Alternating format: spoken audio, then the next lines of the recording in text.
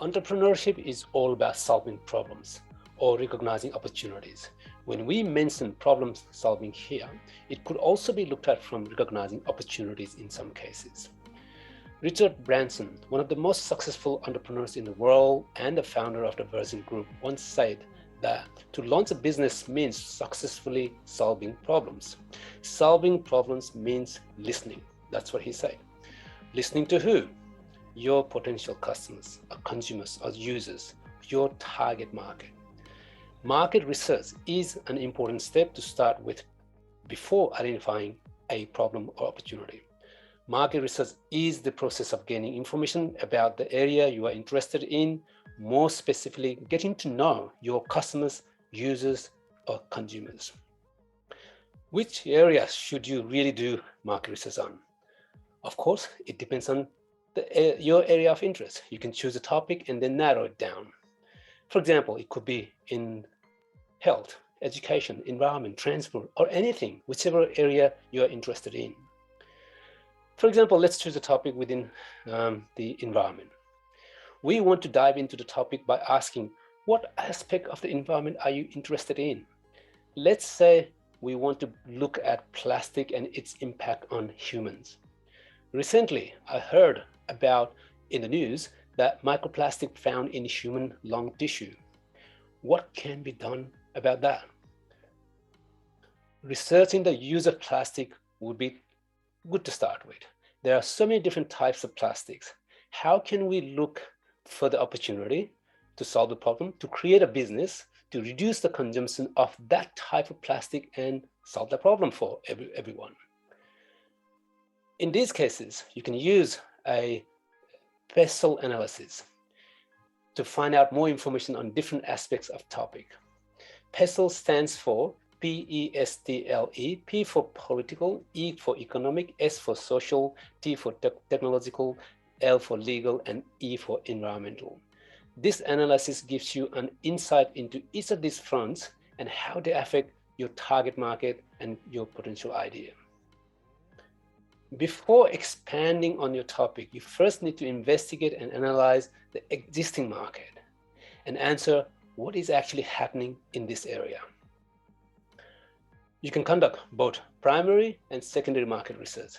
Primary research means you are directly talking to end customers, users, as consumers, to understand the problem or opportunity.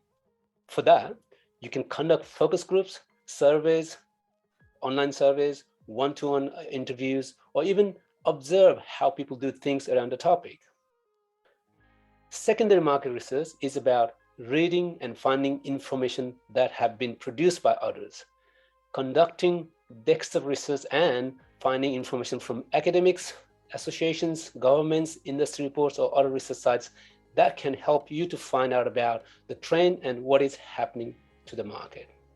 I would suggest using secondary sources to investigate your topic area first would be good to start with, and then move on to the primary research to get in-depth knowledge about the topic.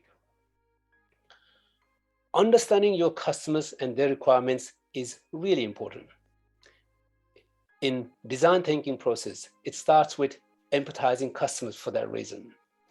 It is about the people who you're making this problem solving for. Before solving the problem or finding out about opportunities, you need to have a clear, concise description of a problem that you are thinking of solving or solving it. A problem definition hence should include a clear problem statement with a clear scope or boundary or list of stakeholders, their needs and wants, improvement criteria to show how the problem will be addressed. In general, it is important to spend a significant amount of time on analyzing and understanding the problem.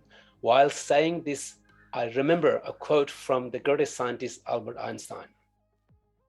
If I had an hour to solve a problem, I would spend 55 minutes thinking about the problem and 5 minutes thinking about solutions. There you go. 90% of time on this problem solving, understanding the problem. So, hence, a problem statement is a clear description of an area of concern that exists. A properly formed statement of the problem is the foundation of an entrepreneurial venture. So how do you write a best statement. It depends on the type of problems you're going to solve, for sure. And there are lots of different ways to write a problem statement. Some sources recommend pinpointing the problem in a situation, while others recommend providing background context first so that problem and its solution are easier to understand. It may include looking at the problem from multiple perspectives as well. The purpose of the statement is to describe the problem clearly. You can analyze it by asking the following questions, all the WH questions.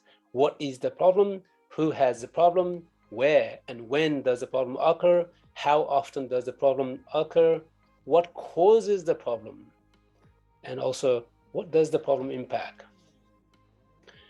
So you can find out a lot of information about the problem and its symptoms and side effects and indicators this way. Similarly, there's another tool called Empathy Map, where you can create persona for different users and consumers, different types of users and consumers, and ask these questions to each different type of users. What do you hear? What do you say? What do you think? And what do you feel? Those 4 types of questions allows you to understand the pain points of different types of users in that context.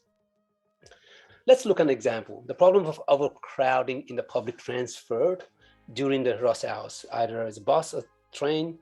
In the morning rush hours and the evening rush hours, there are a lot of people trying to get into the bus and overcrowding.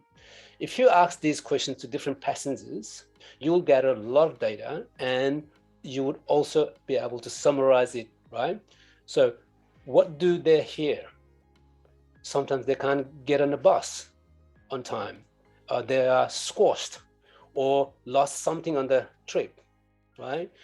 Or there may be something, what do they say? They might have mentioned that they had a bad experience catching a bus or the train on the rush hour. What do they think? Then they will think that public transport is not good in that city. So those kind of things are what they will be thinking about. What do they feel? They consider alternative route, or they feel that they should probably be driving in a given situations, right?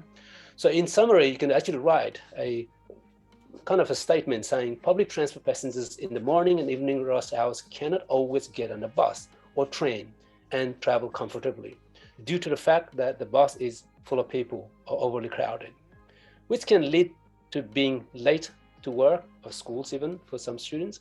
This could lead to other incidents as well. There could be incidents like pickpocketing, transmitting diseases like coronavirus, some sort of a harassment within the place. And also the passengers could be complaining about how bad the experience was.